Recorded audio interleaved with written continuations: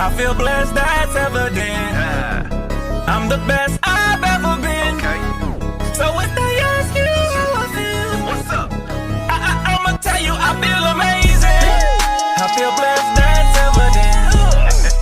I'm the best I've ever been.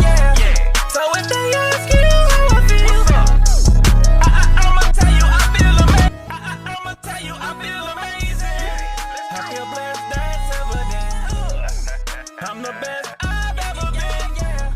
So if they ask you how I feel, I'ma tell you I feel amazing. Ladies and gentlemen, welcome to Bearing Down the Gridiron. This is great. This is awesome. The week is here. Week one is here. Week one starts tomorrow.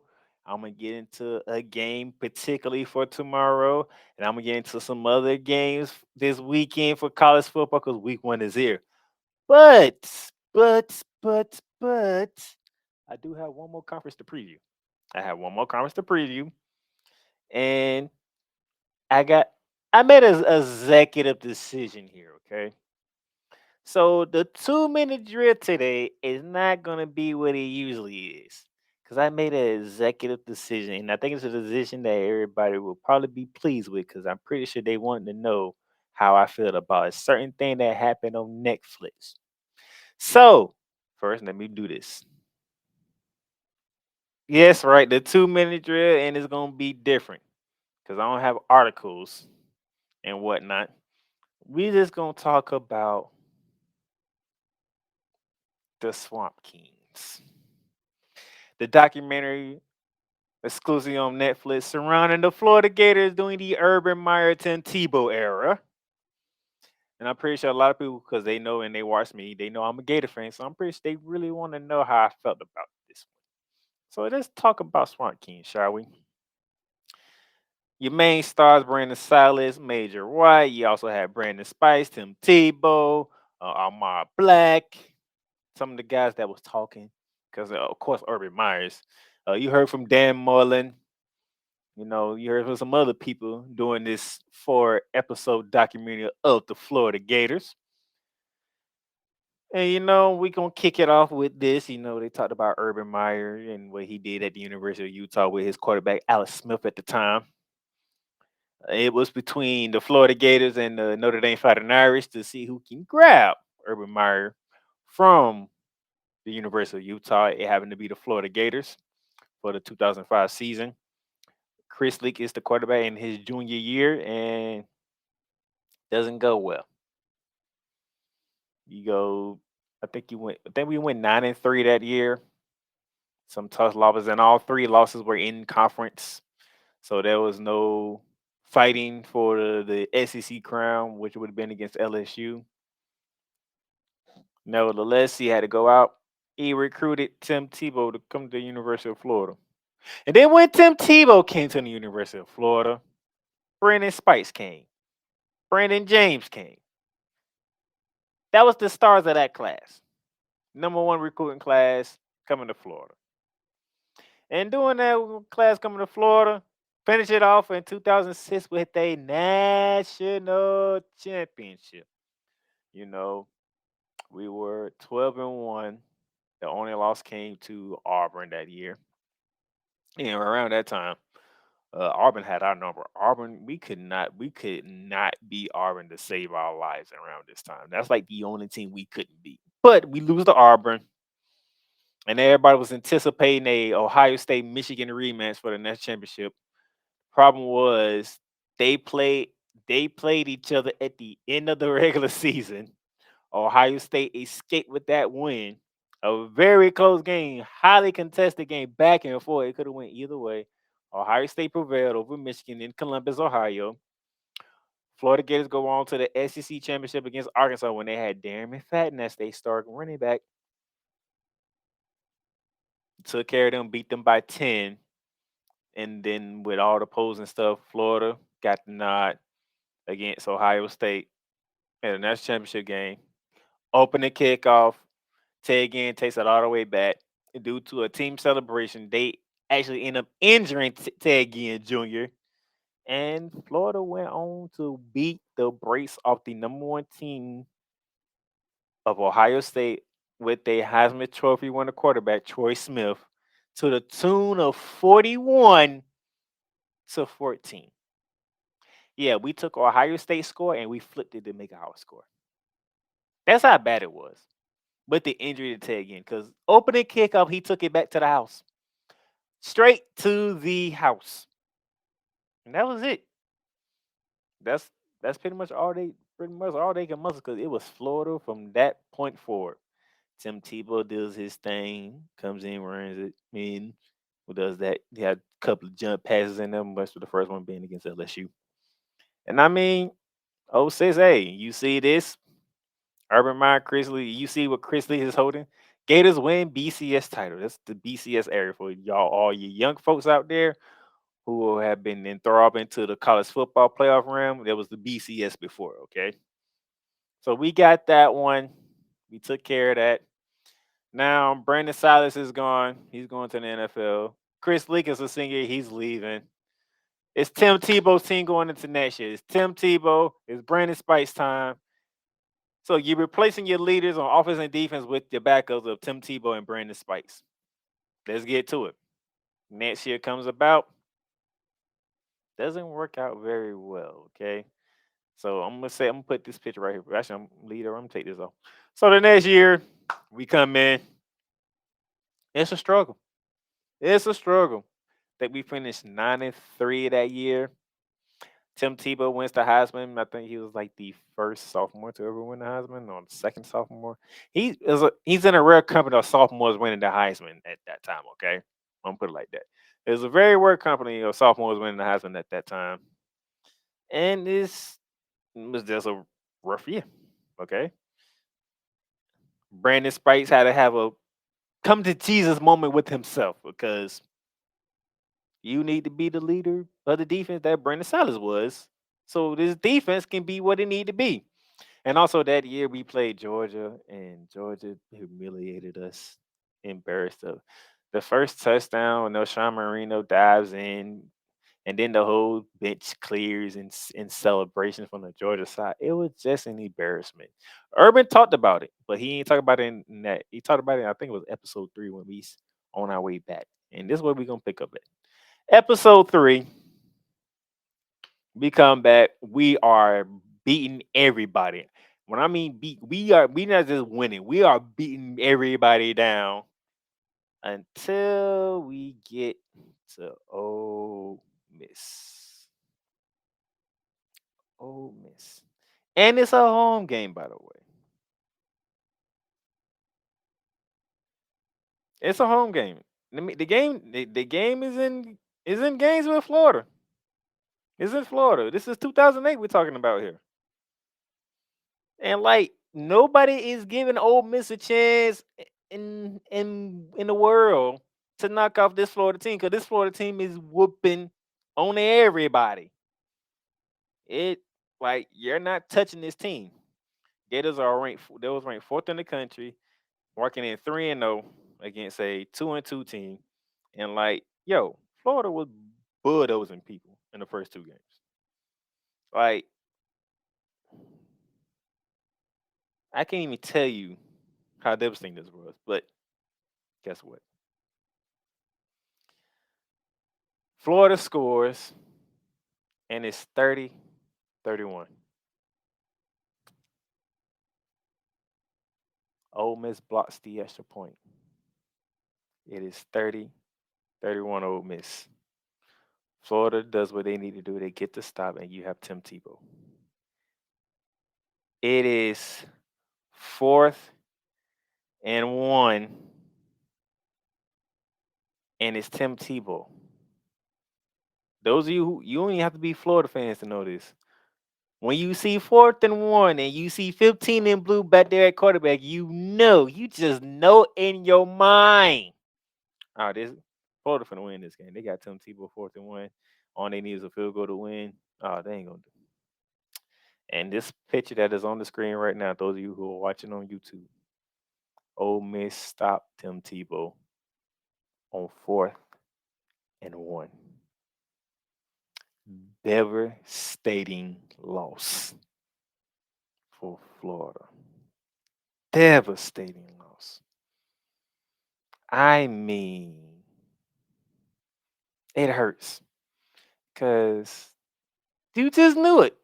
Everybody and their grandmama just know. They Ole Miss ain't finna stop Tebow from getting 3 feet. You ain't stopping him from getting 3 feet. They did. They stopped Tim Tebow from getting 3 feet. Shocked the world. Number 4 goes down at home to Ole Miss. And this is where the speech from Tim Tebow comes into play at that press conference. He said what he said. It wasn't scripted. It was how he was feeling at the moment in time because Superman got shut down. Superman was stopped. Somehow, Ole Miss found some kryptonite enough to stop Tim Tebow. And he said what he said at that press conference, which is hanging up in Gainesville right now. It's on a plaque. I believe it's on that Ben Griffin Stadium if I'm not mistaken. And it was that. From that point forward, Brandon Spice, the leader of that defense, took up. Tim Tebow didn't let up. They kept it going. And by the way, speaking of Georgia, I couldn't find a picture, but Brandon Spike set the tone for the Georgia game. If y'all can go back and look, first play of the game, Brandon Spikes lays no Sean Marino out. First play of the game, talking trash to him after he made the hit. And from that point forward, you know how the embarrassment that Georgia gave Florida the year before when everybody on the Georgia team celebrated in the end zone? Brandon, that when that play happened and Florida got embarrassed, same thing happened the year after. Brandon Spikes laid out no Sean Marino and let him know about it. Georgia was in for it. And by the way, you know who the quarterback was for the Georgia Bulldogs at that time? Matthew Stafford, who's the quarterback for the Los Angeles Rams. Laid him out. Florida went on to embarrass Georgia. Payback for '07. Came in '08. Came in '08. And then from that point forward, Florida was not looking back. All the way to the national championship game against Oklahoma and taking down Heisman Trophy winner Sam Bradford in the Oklahoma Sooners. Now, I will say they didn't have DeMarco Murray at that time. If they had DeMarco Murray, we might be having a different conversation here. Matter of fact, we might not be having a Swamp Kings document because they had DeMarco Murray. They probably could have won that game. Because if I remember correctly, that's championship game. I forgot who the backup running back was. But Florida had 3 goal line stops. 3. They stopped them 3 times from getting in the end zone on 4 plays. 3 trips to the red zone for Oklahoma. They couldn't come away with nothing. 3 goal line stops by that Gator defense led by Brandon Spikes. Okay, shout out to Major Wright because in that championship game, Sam Bradford was trying to hit one of the receivers running free down the sideline, and Major Wright had a decision to make. He can go for the interception, or at least try to intercept it, or he can knock the receiver out and let it be known we came to play some football. He chose the latter. He laid the receiver out, and it was known Florida came to play some football in that championship game. By the way, which was down in Miami. That championship game was down in Miami, by the way. We're going to win that one. 2 and 3 years, Urban Myers, Tim Tebow. National champions. 2 and 3 years. Can we go back to back? Can we make it happen? By the way, we beat Alabama and Nick Saban in the ACC title game to get there, by the way. The reason why I brought that up because the very next year, as you see Tim Tebow and Urban Herbert on their second national championship together. The next year, you had a team go 12 and 0. 12 and 0.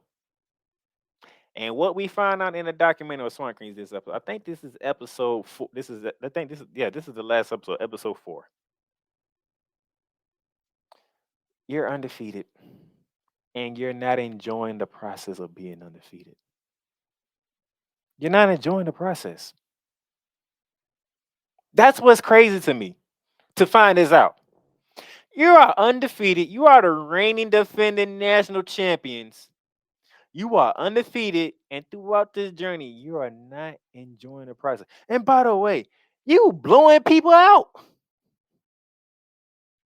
It was a beatdown. Week after week after week after week after week. One of the most notable ones is Tennessee, because that game was in Knoxville, Tennessee. Why? Because Tennessee just went learn not to kick it to number 25. And those who are Gator fans and Knoxville fans know who I'm talking about. For those who don't know, that was Brandon James. They kept kicking to Brandon James, and Brandon James made them pay it every time. That's Brandon James' breakout game is against Tennessee. For whatever reason, when it comes to Tennessee, they kick it to him. He's taking a punt return back for a touchdown. He's taking a kick return back for a touchdown. And then if he's not doing that, he's taking a punt return or a kick return to the other side of the field. Every time against Tennessee. I remember at one point watching one of the games live, Phil Fulmer told his punter, do not kick it to him. What did the punter do? He kicked it to Brandon James. What did Brandon James do? He took it back to the house. And Phil Fulmer's on the sideline livid at his punter. He's like, I told you not to kick it to him. LSU suffered a wrath of Florida and another jump pass again. Georgia got demolished. Florida State didn't want no parts of it. Nevertheless, 12-0, and you're not happy. You're not enjoying the journey of being 12-0 and making it to another SEC title game and a rematch against Alabama and Nick Saban. And this is where Nick Saban made his name. As that's why when we see analysts today and they say who's going to win the SEC and they're picking Alabama, you can go all the way back to 2009 right here, because Nick Saban and Alabama got payback. They got payback on Florida. While Florida wasn't enjoying being 12-0 and undefeated, Alabama made it known, like, yo, y'all got us last year. We coming back with vengeance, and let it be known.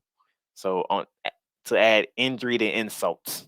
The insult is us not enjoying being 12-0, and the injury is Alabama feeling some type of way of not being able to beat us last year, and they took it out on us. This is the picture from that game. Tim Tebow's crying, which became a thing for people to laugh at because people didn't like Tim Tebow for whatever reason. Tim Tebow is a guy who does everything right. Like Tim Tebow does. Even Brandon Spikes in the document said, "Yo, I tried to show pictures of certain things, meaning ladies in certain ways, and Tim Tebow wasn't having it." So Brandon Spice knew Tim Tebow was really about living life right, living life about God and what is right, and not doing what's wrong. And by the end of the documentary this year, matter of fact, this is exact year, people are getting in trouble with the law left and right. I think there was like 31 arrests with this team, and Urban Myers didn't kick people off the team because I can't think of the guy's name, but when he kicked them off the team a year later, he overdosed on drugs and died. And that it's still to this day, from what Urban said in the documentary, hunts him to this day because he felt like he probably could have did something different and he would still be here on the earth, and he's not. But it's a lot of things that was left out in this documentary. But one thing I agree with Tim Tebow. It should have been 3 championships in 4 years in the Urban Meyer era. Three championships in 5 years in the Urban Meyer era. That '09 team should have won. If they would have just enjoyed the journey, they would have. I feel that they would have had. They would have escaped Alabama. They would have escaped Alabama. According to everybody else, nah, they wouldn't have did it. Da, da, da. If that team, because that team was you still had Tom Tebow, you still had Percy Harvin, you had Chris Rainey, you still had Brandon James, Brandon Stice still the leader of that defense, Amar Black, Janoris Jenkins. That team was still loaded from the season before. Aaron Hernandez, Cam Newton was still on the team. But they didn't enjoy the journey and they got punched in the mouth. Rightfully so. Now, the reason why I have Aaron Hernandez and Cam Newton up there, we didn't hear nothing about Aaron Hernandez. We heard about the one trouble he got in, but But just like with Aaron Hernandez, all the other players, they found they had a lawyer, found a way to whatever charge they were brought up to them, found a way to get it off their record, expunge whatever the case may be, in business as usual. That might have been a detrimental to a guy like Aaron Hernandez. Okay, that might have gave Aaron Hernandez the feeling that I can do whatever and can get off with it, which led to some things that he shouldn't have done. That nobody would ever condone with what Aaron Hernandez did after he left the University of Florida, playing for the New England Patriots. So he would never, you know, been told you were not wrong. What you did, Aaron Hernandez, was wrong. Okay. And I'm sorry that it went that way in your life and it's been like that, but you shouldn't have did what you did and you did. Cam Newton, now the question is because at that moment in time, Aaron Mount one king player off the team. So what happened for that Cam Newton to get kicked off the team? Because I think it was armed robbery or Berkeley, one of the two. Laptops and all type of stuff was stolen at the University of Florida. But in a sense, actually gave Cam Newton the out that he needed because he ended up going to Auburn, winning that national championship that 1 year he played for them, and he was drafted number 1 overall to the Carolina Panthers. So he had a pretty good career after he made his dumb mistake. But we didn't hear from Cam Newton though. I would like to hear from Cam Newton. All right, he ain't the only one. Cam Newton we didn't hear from. What about Reggie Nelson? Okay, that picture you see of Reggie Nelson down at the bottom right. It's that game in 2006 against LSU. When he made that hit on that receiver, you knew Florida was going to win that game. Because if he didn't make that play and that receiver caught it, LSU would have been inside the 20-yard line of Florida going in to score, and I think they take the lead. But that hit by Reggie Nelson, let it be known that LSU is not coming to the swamp and winning this game. Okay? Let's go up above Reggie Nelson. Percy Harvin, man. The most electrifying guy in college football at that time. Why we can't hear from Percy Harvin, man? He was the electrifier of the team. Went on to have a pretty okay NFL career with the Minnesota Vikings. Too bad it didn't pan out the way everybody would like to. But the most electrifying guy on the field was number 1 in Gators. We didn't hear from him. The big guys up front, we go to the top left. The Pouncey twins. Where were they at? The guys who were stoic on the offensive line, who kept the offensive line together. Why we couldn't hear from them? And the reason why I have Chris Leak in the middle, because before Tim Tebow and Urban Meyer, there was no two-system quarterback. And if there was, it didn't last that long. So why not hear from Chris Leak? How did Chris Leak feel that Tim Tebow comes in and then at key moments, not at any moment, but at key moments of the game, Tim Tebow getting enough. We're going to do this. I need you to get the first down. And Chris Leak is on the sideline. You have to share your time on the field with the backup quarterback. It got you a national championship, as you see the picture I chose with Chris Leak is holding up the championship trophy right there, the crystal ball. But I want to hear from Chris. The main person I wanted to hear from was Chris Leak, because Chris Leak was there at the beginning of all this, where it was devastating as a quarterback of Chris Leak caliber trying to be in the spread offense. Then your last year, your senior year, you're splitting time with Tim Tebow because Tim Tebow is that dude. As a freshman, I would love to hear from Chris Leak, but we didn't. These are just some of the questions I have from the episode. But it was a very good documentary, though.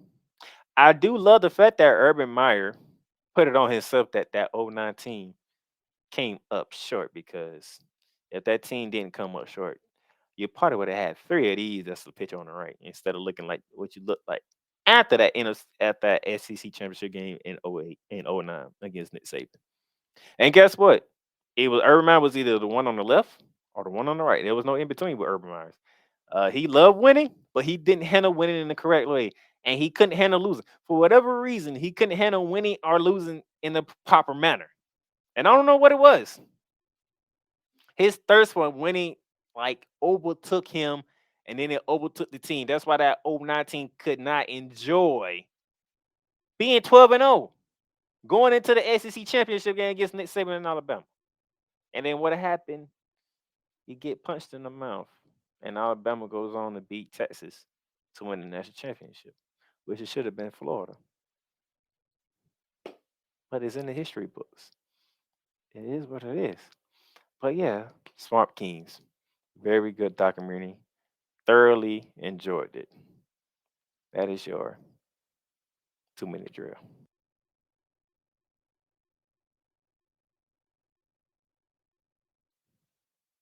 All right, we're gonna take a break, and then when we come back, we got one more conference to preview in college football.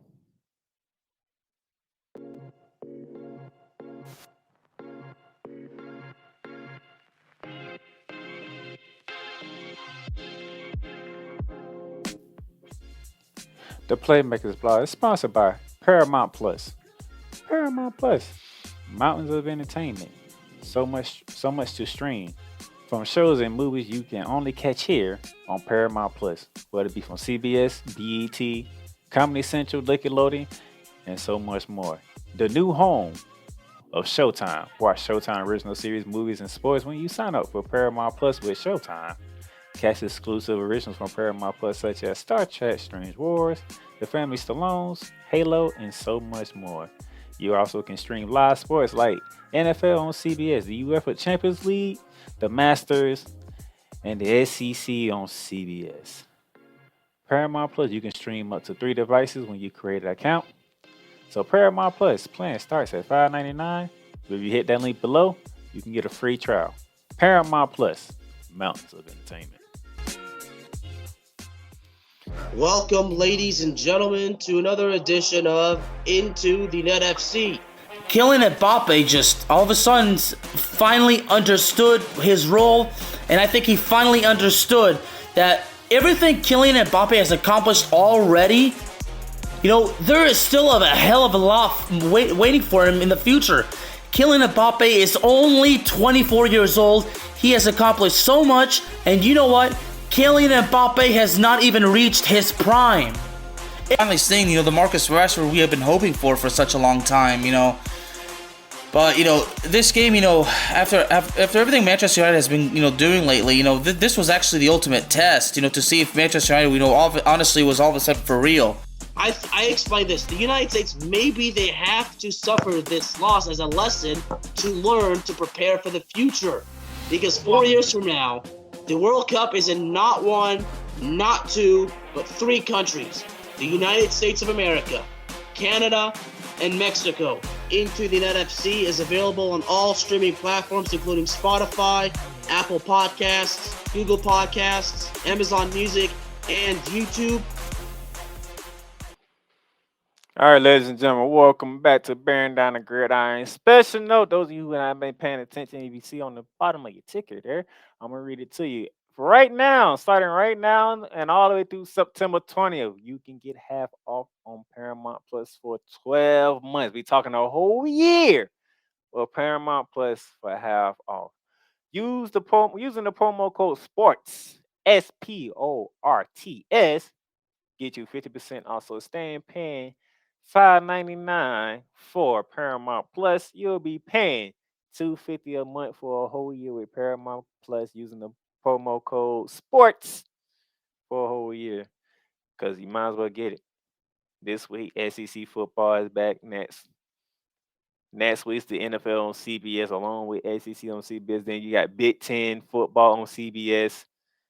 So I don't know what you're waiting for. Do it now. Click the link in the show notes. Type in that promo code and get stream Paramount Plus for $2.50 a month for a whole year. So don't wait. Get it down. Do what you got to do. All right. Now that we're back, Swamp Conference, the preview left. It is the best conference in college football. It is the Southeastern Conference. It is the SEC. Let's get right into it, shall we? You're the defending champion, the Georgia Bulldogs, who stumped the Mohawk and walk it dry to the LSU Tigers by the 2-month 50-30 in the SEC championship game before they went on to win the national championship game over TCU. Speaking of winning the national championship game, Georgia Bulldogs are back-to-back national championships. They beat Alabama the year before, and then obviously the one I just brought up last year when they demolished TCU. LSU is your SEC West champions the first time since 2019 when they won the national championship. That's when they had Joe Burrow, Jamar Chase. Um, they had somebody else. I can't think of his name right now. That's when they had they ridiculous behind offense. Okay, Clyde Edwards-Helaire. I did say Jamar Chase. They just had a ridiculous behind offense that just put up 50 points a game, and you couldn't catch them. All right, that's ridiculous. You just couldn't catch them. All right. Uh, Georgia went 15-0 overall, 8-0 in conference. They did not lose a game last year. LSU 10-4 overall, 6-2 in conference play. Alabama 11-2 overall, 6-2 in conference play. And yeah, that loss to LSU really hurt. Really, really hurt. So those of you who, if you've seen the preview video of this show about the SEC, that video of LSU throwing the ball to the tight end on the flat and tight end getting in and scoring, that was against Alabama. That was that year. That was last year. The game that Alabama lost to LSU in Death Valley. Tennessee 11-2, 6-2 in conference play. Their injury to Hayden Hurker was the devastating part of them. He got hurt, and Tennessee was pretty much done from that point forward. All right, that was it for them. So that was how the conference shaped out last year. Also, this is the final year for the current conference, as Oklahoma and Texas will be joining us at the end of the sports calendar year, which will be July 2024. So get ready for that. OU and Texas will be joining the SEC. Now, for the final season, for the final year of the current SEC, Georgia's picked to win the East for a third consecutive year. Alabama is poised to regain the SEC West, according to the media polls. Of course, because anytime Nick Saban doesn't achieve the ultimate goal, he comes back with vengeance. We all know this. We have been through it. We've seen it before, and we just talked about it in the Swamp Kings when he got beat by Florida in 08. He came back in 09 and put Florida down. You have Tennessee second in the East, LSU second in the West, South Carolina third in the East, Texas A&M third in the West. You have my Gators down number 5th in the West. They got my Gators finishing 9th in the total conference play, right behind Ole Miss and Kentucky. But we shall see. And the schedule doesn't favor us that much, but yeah, we'll see. That's why they play the game like Chris Berman says. But key games for your top 16, for your top 5 teams. I did top 5 in the SEC. Beginning with the defending national champion of the year, Georgia Bulldogs. Their first test doesn't come to September 16th when they host South Carolina at between the hedges of Athens, Georgia. Their first test of a road game comes in at the end of the September 30th when they got to go to Jordan Hare Stadium and take on the Auburn Tigers, the oldest rivalry in the South. And then on October 7th, they host Kentucky and then they take a couple of weeks. And then 2 weeks after that, I was going to say 3 weeks after that, should I say? October 28th, right here in the city that I reside in, at the Jacksonville, Florida, born and raised. It is the annual Florida Georgia game, formerly known as the world largest cocktail party. But they don't even want to do that no more. Nevertheless, October 28th, right here in Jacksonville, Florida, Georgia meet once again. Then November 11th, they host Ole Miss in Athens, Georgia. And then they last test comes in November 18th when they got to go to Knoxville, Tennessee to take on the Tennessee Volunteers. That is the reigning defending champions key games going into this year. Let's look at the team that they beat to get to the college football pro. That would be the LSU Tigers out of the West and their first test comes this Sunday down in Orlando, Camping World Stadium. I guess the Florida State Seminoles. I could be diving into that game. We shall see. Then at the end of the month of September, on the 30th, they got to go to Oxford, Mississippi to take on the Ole Miss Rebels. And the Ole Miss Rebels won't pay back because when they went to Death Valley, they took one on the chin. October 14th, that's down in Death Valley. The Auburn Tigers come rolling into the Baton Rouge, so Tiger versus Tiger down in Death Valley. November 4th, the trip to Tuscaloosa to face off with the Alabama Crimson Tide. The week after Alabama, My Florida Gators come rolling into Death Valley for that one. And then your last test comes at home in Death Valley, November 25th, when the Aggies of Texas A&M come storming into Death Valley. That's the LSU key game. Let's look at Alabama's key games. September 9th, they host Texas in Tuscaloosa. September 23rd, a visit from Lane Kiffin and the Ole Miss Rebels. And you know Lane Kiffin want one. He want one over Nick Saban. He wants one. October 7th, a trip to College Station to take on Jimbo Fisher and the Texas A&M Aggies. Circle that game as well, because the only assistant coach to ever beat Nick Saban is Jimbo Fisher. So Jimbo wants another one. And then October 21st, the Volunteers of Tennessee come to Tuscaloosa, and you know Nick Saban has his eyes on that game after he went to Knoxville and saw his Crimson Tide take a L to the Tennessee Volunteers. And you know he got that game circled for payback. So Tennessee better be prepared on October 21st. November 4th, as I mentioned, for the LSU slate, that's when LSU goes to Tuscaloosa to take on Alabama. And then, even though this says October 25th, that should be November 25th, Thanksgiving week, the annual Iron Bowl at Jordan Hare Stadium against the Auburn Tigers. So they got to go to Auburn for the Iron Bowl. That's Alabama. Let's look at Texas A&M. Texas A&M, same time when Alabama hosts Texas. Texas A&M, we taking a trip to Coral Gables to take on the Miami Hurricanes. That's a big road game right there. That is a huge road game because Texas A&M survived at home. Now they got to go to Miami. We shall see how that goes. That should be an interesting one right there. September 30th is a game against Arkansas at the $1 billion pay Ben Jerry's Real in Arlington, Texas. October 7th, a home game against Alabama.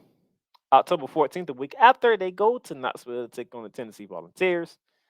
Then they open up the month of November on the 4th at Ole Miss and finish it off on the road in Baton Rouge, Louisiana, November 25th at LSU. And for the Tennessee Volunteers, they get their stuff started off this weekend, this Saturday, when they meet Virginia. And I believe that game is at Nissan Stadium.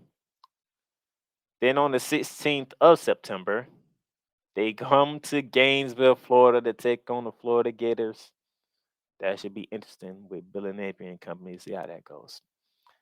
As I mentioned with Texas A&M, October 14th, they host the Aggies and Jimbo Fisher. The week after that, they go to Nick Saban and Alabama and Tuscaloosa. After that, they go to Kentucky. That's a nasty stretch for Tennessee. You host Jimbo Fisher and A&M. You go to Tuscaloosa, and then the week after you go to Kentucky. That's a nasty stretch for the Tennessee Volunteers. And then your last key game is November 18th when you host the Georgia Bulldogs. So those are the key games right there. Those are it. And you know the media's picking Georgia to win it. Not surprising. And unfortunately for me, I'm picking the Georgia Bulldogs to win the SEC again. I know right now there's a lot of Gator fans that are looking at me with that look of disgust, disdain. But if y'all know me, y'all have seen me done this show. Y'all have seen me do Ramley Talk. Y'all have seen me do Arch Rival. You see me guest appearance on shows like Snowman in the Morning. You know I keep it 100% and honest. Alabama, LSU, Tennessee all have more tougher schedules than Georgia. Georgia has probably the easiest schedule in the country. So how are you going to stop them from going undefeated this season? Okay, go back to the key games. Look at the key games. They at home against South Carolina. They go to Auburn. That's a key. That's a tough one. They host tennis. They host Kentucky. Okay, you always got to sucker the game against Florida here in Jacksonville. They got Ole Miss at home. It's a home game, and they have Tennessee on the road. So you only 2 road games of key games for me when it comes to Georgia, and that's at Auburn and it's at Tennessee. Other than that, you have your normal neutral site game against Florida, and you're hosting you you host South Carolina, you host Kentucky, and you host Ole Miss, man. Like it just sets up for Georgia, man, and Kirby Smart. It just sets up for them. And yes, I feel like throwing up right now. I feel like I don't even want to do anything else after this because I'm sitting here picking Georgia to win the SEC. I'm just, but yeah, I'm picking Georgia. So that is my final pick for conference championship previews. I have Clemson Tigers winning the ACC for the 8th time in 9 years. I have the Michigan Wolverines making it a three-peat in the Big Ten. I have the Oklahoma Sooners doing the double bird to the Big 12, saying, y'all must have forgot who owned this conference, and it's the Sooners. I have the Oregon Ducks bouncing back and taking back the Pac-12. And I have the Georgia Bulldogs winning the SEC yet again. So, yeah, not thrilled about it, not happy about it, but ain't nothing I can do. But with that being said, I do need to show y'all my playoff teams because there's no point of telling you who I got winning if you don't know who I have in the playoffs. So let's do this real quickly. Let me show you who I have in the playoffs. That way you would know. And here's who I have. Number 1 would be the Georgia Bulldogs. Number 2 would be the Clemson Tigers. Number 3, the Michigan Wolverines. And number 4, the Oregon Ducks. I don't have 2 teams in the same conference making it this year. Which I could be wrong because a lot of people have Georgia, Alabama making it, and they have Michigan, Ohio State making it pretty much a Big Ten SEC playoff picture. I'm not going to do that. I have Georgia probably destroying Oregon like they did last year to open up the season. I think I might have Michigan finally winning a semifinal game against Clemson. And it'll be Georgia, Michigan in the championship game, and Georgia's going three-peat. The first team to ever three-peat is the Georgia freaking Bulldogs. I can't believe I just said that. You know what? For those of you who are trying to figure out, I just said I have Georgia three-peating as national champions, the first team to ever do it. And with that being said, I'm going to commercial break. Okay. I'm going to commercial break. I'll be back. Welcome, ladies and gentlemen, to another edition of Cowboys Talk. The Dallas Cowboys got exactly what they deserved. Let me say that one more time, because you know it's true. The Dallas Cowboys got exactly what they deserved. Dak Prescott is overrated and he shouldn't be paid, okay? And the same thing with Pollard. I mean, Pollard breaking the tackles at that 57-yard touchdown run. I mean, we needed that beautiful. Big time. 33 points in the fourth quarter. Let me say that again. 33 points in the fourth quarter. And that's off of 4 turnovers committed by the Colts. See, at one point, and the fact that at the end of the third quarter, it was 21-19, and the final score was 54-19. Now that, ladies and gentlemen, that is completely unexpected. Cowboys Talk is available on all streaming platforms, including Spotify, Apple Podcasts, Google Podcasts, Amazon Music, and YouTube.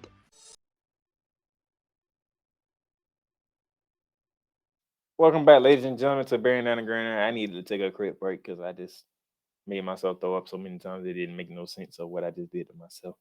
But nevertheless, previewing is done. There's no more previewing conferences, okay? It's here.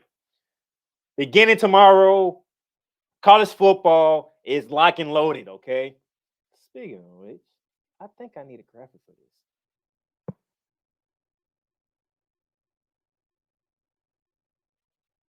It's time to go on a campus tour. And to begin, and I say tomorrow, right? Because tomorrow, ladies and gentlemen, in Salt Lake City, Utah, my Florida Gators take the trip out there to take on the Utah Utes, the Pac-12 champions. Remember this because this happened last year, all right? Utah used to defend the Pac-12 champions, ranked in the polls, and they had to come down to the swamp of Gainesville, Florida, and they took an L. Now this time the game is out in Utah. The Gators are traveling today to Texas. No, they traveled yesterday to Texas, and now they're traveling from Texas out to Utah today. Okay, so that game is tomorrow, August 31st, 8 p.m. ESPN. Chris Fowler, Kirk Herbstreit is on the call for that one. Okay, and yes, I will be here to watch it live. All right, I am not missing the first game of the Florida Gators. Y'all know me. I'm not missing this game. Picks later. Okay. All right. Saturday kickoff. Your Saturday kickoff. Your normal Saturday college football day at noon on ABC when it is the Virginia Cavaliers against number 12, the Tennessee Volunteers at Nissan Stadium, the home of the Tennessee Titans. That should be fun. ACC SEC matchup. I kind of know what I'm going. I think I know where everybody's going to go with this, but my picks are later when we do our bear down picks. But hey, I'm just gonna say Virginia have fun. Now here we go. Also at noon on Saturday.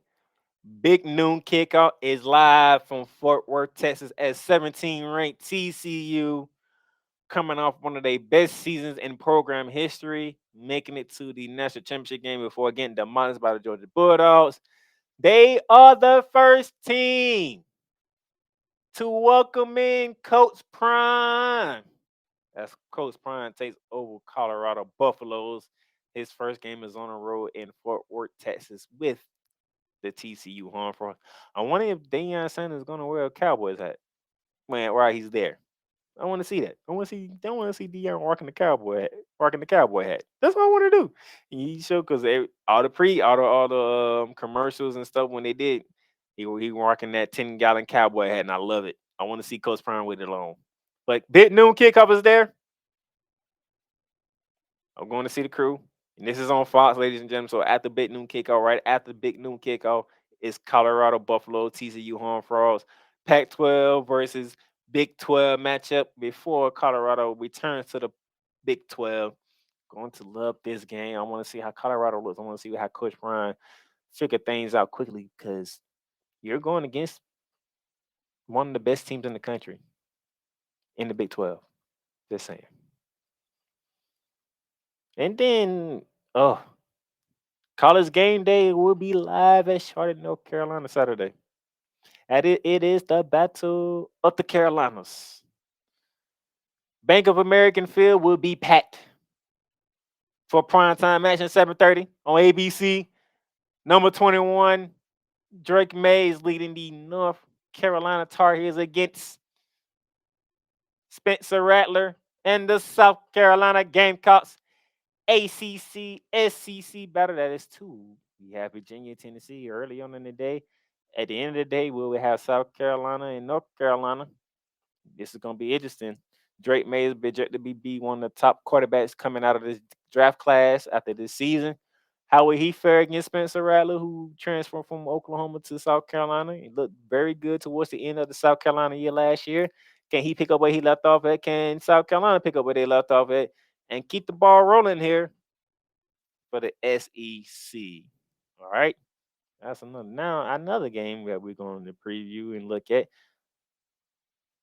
Big Ten on NBC, ladies and gentlemen. If you don't recall, the Big Ten has a $7 billion TV deal. Now, not only with NBC, but with Fox and CBS. So all three stations will be showing Big Ten games. And this is the first one from NBC, okay? After they have they Notre Dame Fighting Irish play in that normal time as they normally do. 7:30, ladies and gentlemen. Across from the Battle of South Carolina, it is Penn State Nittany Lions, ranked 7 in the country, hosting West Virginia from the Big 12. We have a Big 12 and Big 10 matchup down in Happy Valley. Mountaineers, have fun with that one, okay? And then we'll get to that one in a minute because that game there that you just saw,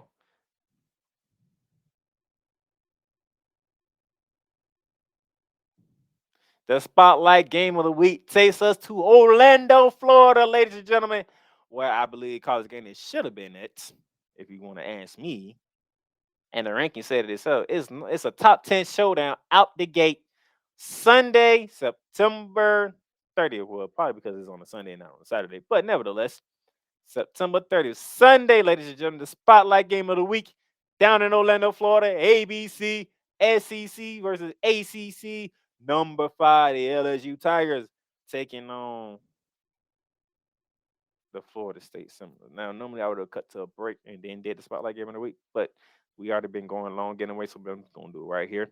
Last year, Florida State went to Louisiana, New Orleans, Louisiana at the Superdome, and escaped with a 1-point win over LSU Tigers. In a way, that usually works against Florida State, but instead of them missing the extra point, they blocked the extra point to win that game. Now LSU must want payback by taking a trip to Camping World Stadium down in Orlando, Florida, where Florida State is the home team now, and try to get back what they should have won last year. Can they do it? Is the question. But this is year 4 in the Mike Lowell's tenure at Florida State. After year 2, when Eddie didn't even make the bowl game and everybody wanted his head on the silver platter, he came back the following year last year and had 10 wins this year.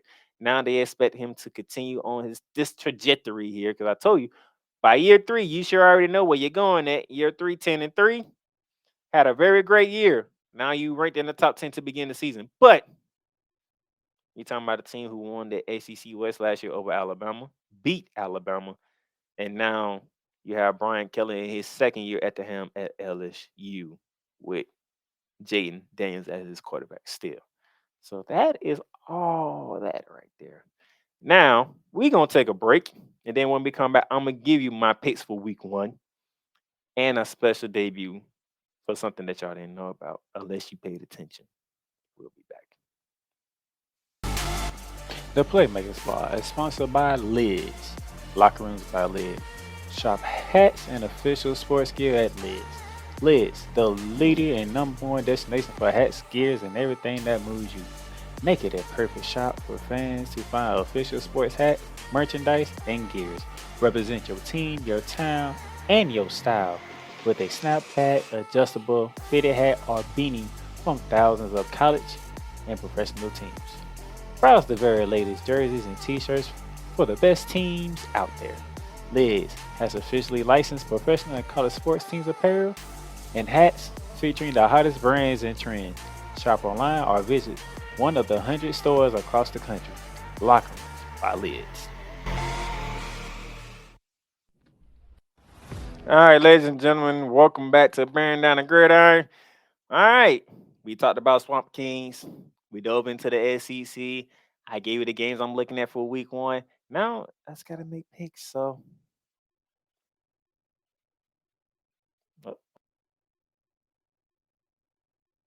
Six. The Bear Down pick 6. Here is my picks for week 1. I'm taking my Florida Gators to do it again. This time on the road, ladies and gentlemen.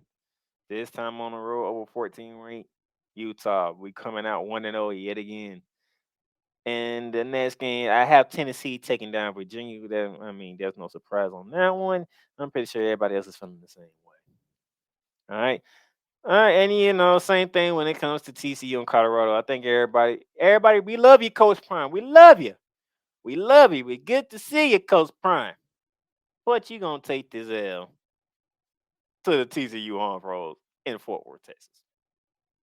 Just keeping it real, Coach Prime. Just keeping it real. You're taking that L. All right, you're gonna take that L. All right. And then I have another blasphemous thing that I am doing. Because normally I pick an SEC team every time. But in this one, the Battle of the Carolinas, with the game being at Baker American Field, Baker American Stadium, I'm taking the North Carolina Tar Heels. I think North Carolina will find a way to outlast the South Carolina Gamecocks and take this one. Okay. Yeah, that's two blasphemous thing I did. I picked Georgia to win the ACC, and I'm picking against an SEC team against an ACC team. I know. It's one of them episodes, man. This is one of them episodes. Continuing on, Give me Penn State over West Virginia, and it shouldn't even be close. If West Virginia has a chance of beating Penn State gonna be in for a long year, okay? Because nobody's suspecting West Virginia to amount to anything, let alone their nickname being the Mountaineers, okay? Penn State, Penn State, Penn State. LSU gets paid back against 8th-ranked Florida State. Pay back. That's all I'm saying. LSU getting payback. Okay. Florida State would not beat LSU again. LSU will come back with a vengeance this time and handle business. You hear me? You hear me? Business.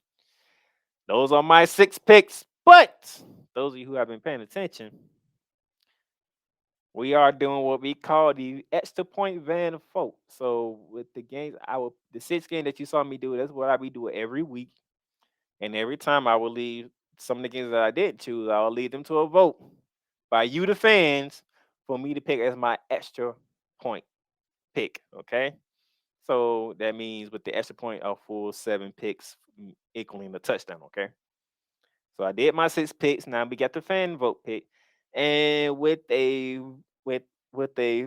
57.9% vote winning, you guys voted for Boise State and Washington Mountain West versus Pac-12, 3:30 on Saturday on ABC. The Huskies are at home against a team that is known for knocking off Pac-12 teams, especially on the road in Boise State. So this is not a sleeper. This is not one of the games you want to sleep on if you're the Washington Huskies. So this is the game I got to pick. And ladies and gentlemen, I'm going with the home team.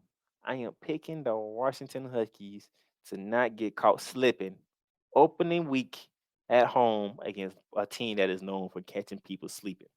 Okay. Thank you for that. Those are my picks. If you want to check them again, I'm taking Florida over Utah. I'm taking Tennessee over Virginia. I'm taking TCU over Colorado. I'm taking Penn State over West Virginia. I'm taking North Carolina over South Carolina. I'm taking LSU over Florida State. And for my extra point pick, fan vote pick, I am taking Washington over Boise State. All right. So, hey, that's all I got for you today. Week 1 is here. I'm happy for it. I know you are too. It's time to get down to business. I will catch y'all next week to recap what took place in week 1. Get you ready for week 2. Deuces. You just experienced Bearing Down and Gridiron, hosted by Donnell, the Playmaker Silence, in collaboration with Arch Brothers Football. Bear Down and Gridiron is sponsored by Lids, Fanatics, and Paramount Plus. If you enjoyed today's show and would like to make a donation, you can donate via Cash App at $DPlaymakers at $DPlaymakers. Remember, Bearing Down and Gridiron is available on all podcast directories, including Apple Podcasts, Spotify, Amazon Music, iHeartRadio, and YouTube. And for Apple Podcast lovers, leave us a rating review. Let us know what you enjoyed about today's episode that you're listening to. Tune in again next time for more Bearing Down the Gridiron, hosted by the Playmaker.